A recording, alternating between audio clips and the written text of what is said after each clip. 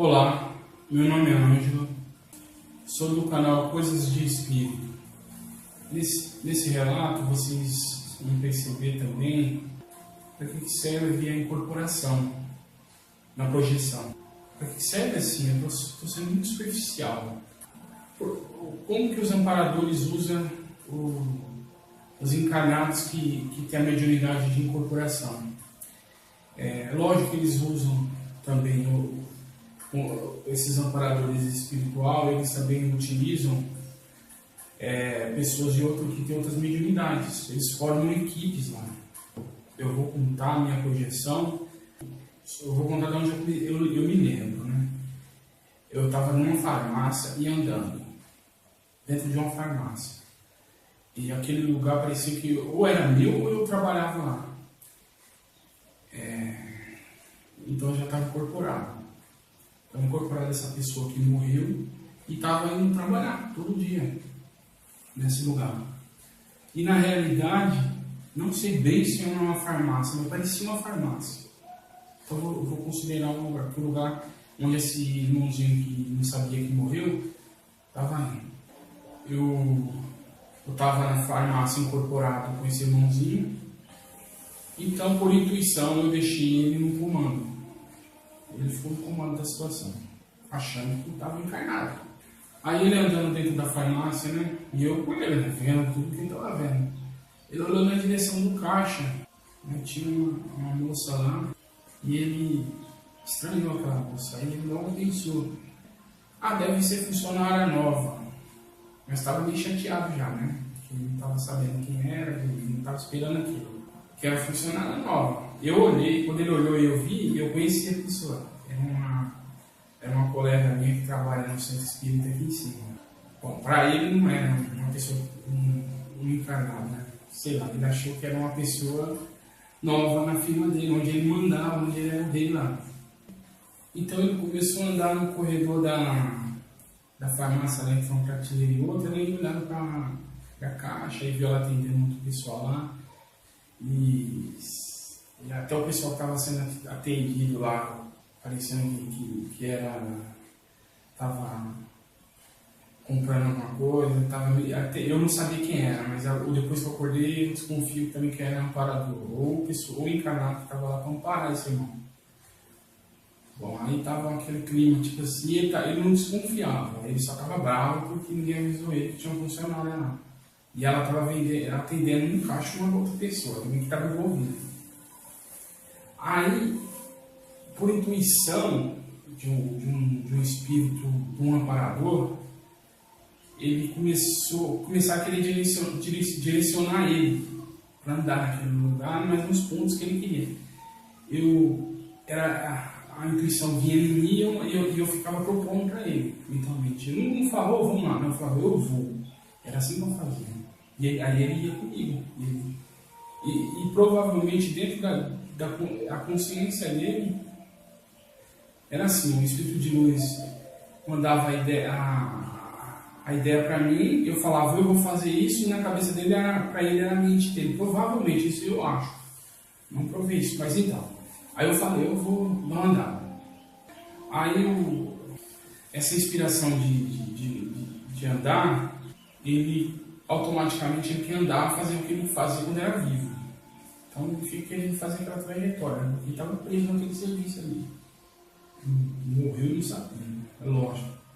Ele começou a andar e, por intuição, eu estava tentando tirar ele daquela rotina que ele fazia. Certo? Ele queria, por determinado ponto, eu levava ele para outro. Mas eu não fazia isso porque eu queria, não. Era intuição. Intuição de amparadores, intuição do meu.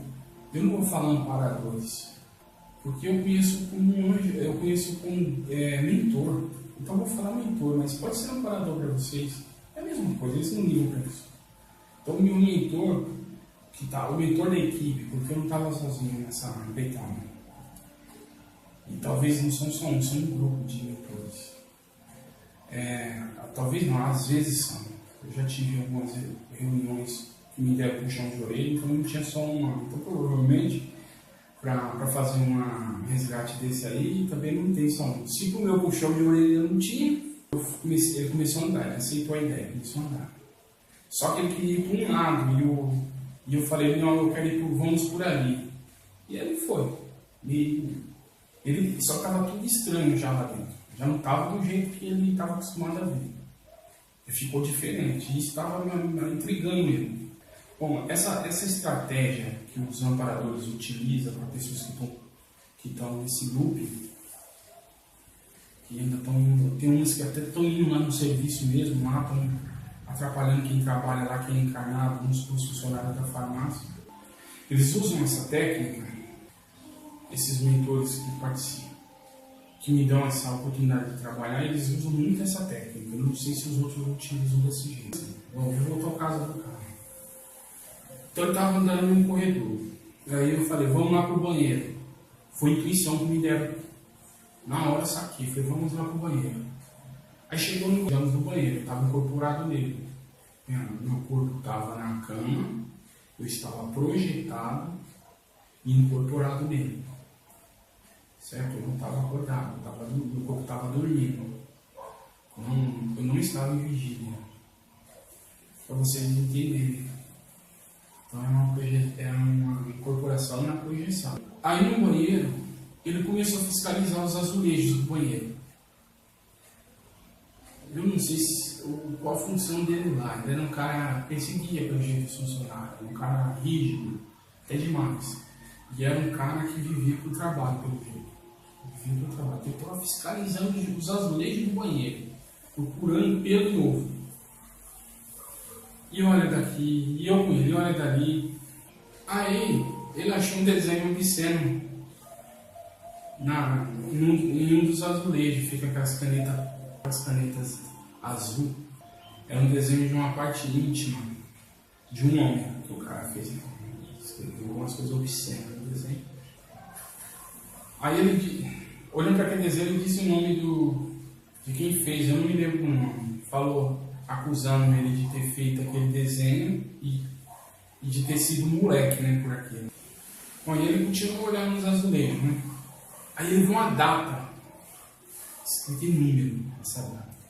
Ele olhou assim, eu não lembro se era 19 ou 15, só estava assim, só, 19 ou 15. Escrito com a mesma caneta. Bom, ele olhou as datas e falou, os dias não estão batendo. E antes que ele começasse a procurar uma explicação para o cérebro dele, de que estava encarnado, lógica para aquilo, para aquela loucura, por intuição, né? Eu passei para ele, veio a intuição para mim, eu passei para ele. Assim, procura o ano para provar. Cadê o ano dessa data? Aí ele começou a procurar depois da data e ficou embaçado. Nem eu conseguia ver. Eu só via lá. Eu não lembro se era 19 ou 15. E tinha a barrinha. Aí da parte do mês para dar pro ano, estava embaçado. Aí ele falou assim, não era para estar esse dia marcado. Não era. Eu acho que foi ele que marcou aquela data. Por isso que ele estava intrigado com aquilo. Deve ser isso. Ele deve ter marcado e depois ele foi lá ver. Ele viu que estava marcando 19 e falou, não é para ser isso. Não é para ser essa data, tá? Tem alguma coisa errada. O pensamento estava assim, ele estava ficando complicado o negócio para ele. Certo? Ele já tinha saído da sua zona de conforto e queria voltar para ela e os amparadores estavam, acho que, destruindo aquele mundo que ele tinha criado. Estava destruindo, deve ser isso, estava destruindo e estava intrigando ele isso. E ele estava indo com a beleza incorporada no mundo. Ele não conseguia fazer o que ele queria porque estava incorporado no mundo. Bom, ele lá olhando a data, tentando achar o mês e o ano, e embaçado, ele chegou pertinho com o olho e tentou focar. E aí começou a sentir uma dor no peito. Começou a sentir uma dor no peito terrível. Terrível. Eu senti ela. A dor da morte é terrível. É ruim. É ruim. Você sentir coisas assim. E aquela dor terrível no meio do peito. Aí ele saiu desesperado. Eu me desesperei junto com ele. E eu também queria sair daquele banheiro junto com ele. E falei, vamos sair daqui, pelo amor de Deus. E nós saímos correndo, eu incorporado nele, a minha consciência com a dele. Eu vou falar assim, eu não sei tecnicamente como funciona isso. Provavelmente nos livros que eu li fica o espírito do que vai incorporar com o outro do lado, é a mente que viaja. Quando a mente do desencarnado está em loop, e ele está alucinado, está viajando lá no mundo dele. É lógico que se ele estivesse realmente lá na farmácia, ia ser diferente o processo. Bom, nós saímos correndo do banheiro, com aquele medo, aquela dor no meio do peito. Aí ele caiu, eu e ele caímos no meio do corredor lá da farmácia lá, aí tudo escureceu, fechou. Ficou tudo escuro, fechou, ficou preto. Aí ficou escuro, aí daqui a pouco voltou de novo. Aí estava ele de novo e eu ainda estava incorporado. E ele levantou e começou a fazer tudo de novo. Começou a ir sentido do banheiro, naquela direção, olhou para o caixa de novo. Eu falei, será possível que esse cara esqueceu? Aí a dor no peito começou. Aí ele voltou à consciência dele. E aí ele começou a andar. Só que a dor no peito não passava. Estava lá do mesmo jeito que parou. Aí eu perguntei para ele assim, eu me perguntei porque eu sabia que ele explicou, e essa dor no meu peito? Aí ele começou a pensar assim, foi do dia passado, logo vai passar essa dor, essa dor vai passar. Aí foi de ontem. E continuou o serviço dele, o cara estava muito ligado no serviço. Autoritário, né? Assim, não muito, mas não sei se ele era dono. Aquela postura assim, eu mando aqui nisso aqui, no meu negócio, ou eu sou o gerente aqui. Aí eu tive uma inspiração, foi uma intuição, né? Quando ele estava vivo, eu lembro alguém. Tem entes queridos, tem familiares e tal. Pensei assim, eu vou lembrar de alguém que eu amo. Ele não deu bola e começou a trocar o serviço dele. Acho que ele amava mais o serviço do que alguém. Muito apegado ao serviço, aquela função dele. Então, por intuição, comecei a cantar aquela música do Roberto Carlos. Como que a gente consegue cantar tão bem lá do outro lado? Aqui, em compensação, é um desespero, acorda todo mundo se você cantar dormindo. Então eu comecei a cantar. Eu tenho tanto para lhe falar, mas com palavras não sei dizer. Eu cantei esse trecho projetando do chakra cardíaco a cura espiritual. E imaginei essa energia se espalhando no meu corpo, que automaticamente e do meu corpo já ir para ele.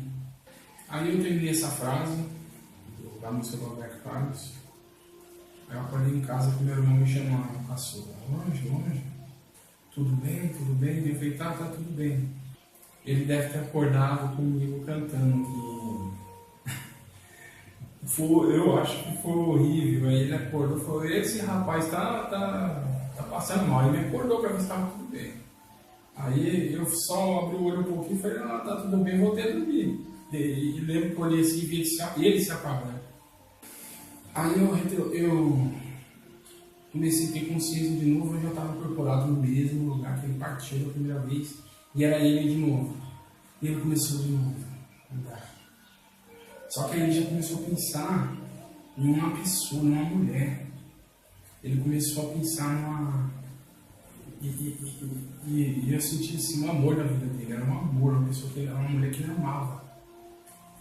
Ele pensou nela. Só que ele começou a sentir também nós sentimos aquela dor no peito terrível. Voltou. A dor no peito não passava. Aí ele começou a pensar, né? Ele começou a pensar nesse amor da vida dele. E andando, né, na direção do corredor, no sentido do banheiro de novo. Aí ele começou a pensar, ele estava andando e pensando no amor da vida dele. Aí a dor foi aumentando, ele começou a cair e ele de novo. Só que agora foi de frente, assim, de joelho, caindo, pôr na mão no chão, e escureceu, tudo de novo, apagou. Aí depois volta assim, a luz, vem uma luzinha assim, aí começa a abrir de novo. Aí ficou normal de novo. Só que aí nós não estávamos mais lá na farmácia. Nós estávamos dentro de uma igreja. Aquilo apavorou ele, porque mudou tudo. Aquilo apavorou, ele sentiu um pavor terrível, mas ele ficava, ele mesmo, se auto-hipnotizando pelo jeito. Não está acontecendo nada. Ele não falava, mas sabe? A pessoa quando não quer acreditar no óbvio. Aí ele olhou para o lado. Ele olhou para o lado e viu a namorada dele, que ele estava pensando lá na farmácia. Ela estava de lado assim, ela não olhava para ele. Ela estava sentada do lado esquerdo dele, assim, ó, do lado esquerdo. E ele olhava assim para ela e ela estava olhando assim, lá para frente. Aí ela estava vestida de preto, aí ele olhou em volta. Eu fui intuído olha em volta, bicho.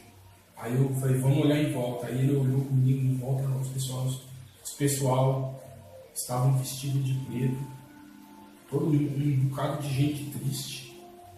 Aí ele olhando ele voltou o olho para o amor na vida dele, aquela mulher, estava com chapéu, estava coberto, não sei, mas ele já tinha identificado. Aí ele perguntou para ela assim, de quem que é o velório? Aí ela não deu muita atenção. Aí ele perguntou de novo, de quem que é o velório? Aí ela só virou o rosto dela, parece que estava, sabe a pessoa quando alguém chama ela vira para ver quem é? Ela virou o rosto pro lado dele, ela estava chorando. Na hora que ele olhou ela chorando, ele sentiu a tristeza dela, sentiu a tristeza dela, eu senti com ele a tristeza dela, aquela sensação de perca que ela estava tendo. Então ele, olhando para ela, chorando, ela estava chorando comovida mesmo. Sabe, uma pessoa quando perde a outra que chora, né? Aquele choro que você sente na alma, até quem está perto sabe que a pessoa está passando uma dificuldade, uma dor terrível. A gente, aquele choro que a pessoa dá de alguém, que faz até a gente ficar com vontade de chorar. Né?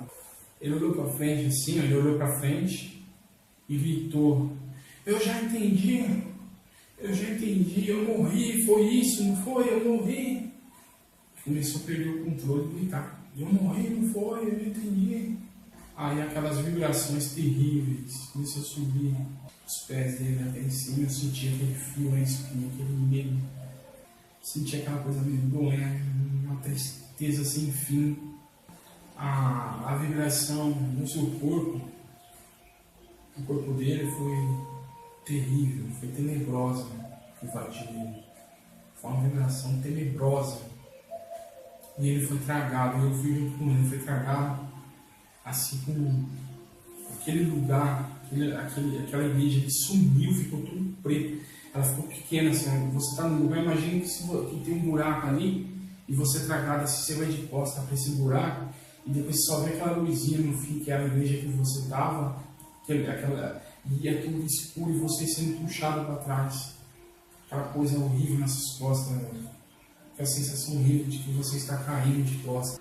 Aí eu fui com ele nessa situação até certo ponto, porque a sensação era tenebrosa. Aí eu consegui até certo ponto, depois eu fui gritando com medo do meu corpo, eu acordei gritando lá no meu quarto, pulei da cama de tanto medo. O lugar que ele foi tragado era tenebroso. Esse lugar, eu não sei se ele já estava lá, eu não sei se é por coisas que não me passaram, porque ninguém vai para um lugar desse jeito, ninguém vai para um lugar desse se não merece. Essa palavra foi muito forte, não é assim? Deus não é injusto com as pessoas. Se a gente vibrar, se a gente tiver nossa alma vibrando, nós vamos para um lugar onde a vibração coincide com nós. E ele foi para um lugar que ele vibrava daquele jeito. Não sei se ele... Quem sou eu para julgar ele, para dizer que ele estava devendo, que a vida dele, as outras vidas dele ele aprontou. Mas existem várias hipóteses. Porque Deus não coloca o inocente na cadeia, não. Deus não faz isso. A justiça divina, ela não falha. Não é igual a dos homens aqui. No mundo espiritual, o inocente não é injustiçado, não. Se a pessoa está sofrendo, tá? Alguma coisa ela fez, certo? Alguma coisa ela tem que melhorar, ela precisa de fazer alguma reforma, ela precisa, porque até eu já li em livro que até o lodo do umbral ele tem um significado na vida dos espíritos lá. Não é nada é à toa, nada foi feito sem uma razão no mundo espiritual. Nesse tempo que ele estava sendo trabalhado, eu estava com ele teve muito remorso. E ele tinha muito para falar com aquela mulher que ele amava. Ele lembrou de alguns familiares. Isso acontece muito porque a gente vive aqui, a gente está encarnado, vive para. Eu falo por mim mesmo, nós vivemos para pagar dívida, para conseguir dinheiro, para trabalhar, para manter a família. E a gente fica nessa rotina louca e a gente não faz muitas coisas que a gente queria realmente fazer. E depois, quando a gente desencarna, a gente fica chorando lá do outro lado. É tudo automático, a gente chega em casa e já quer assistir televisão e fica lá, nem ouve, nem escuta as pessoas, não olha nos olhos das pessoas, dos nossos familiares. E depois, quando nós desencarnamos, a gente fica arrependido. Isso que aconteceu comigo, acontece comigo, com qualquer empresário, com um funcionário, com dono de farmácia, com dono de posto de gasolina, com funcionário de farmácia, funcionário de posto de gasolina. Ele se arrependeu muito, ele queria fazer algumas coisas, eu não sei o que ele queria ter feito, que ele não fez com aquela mulher, com aquele amor da vida dele. Não sei, ele se arrependeu de não ter feito e ele viu que não dava mais, porque ele desencarnou, agora já era tarde.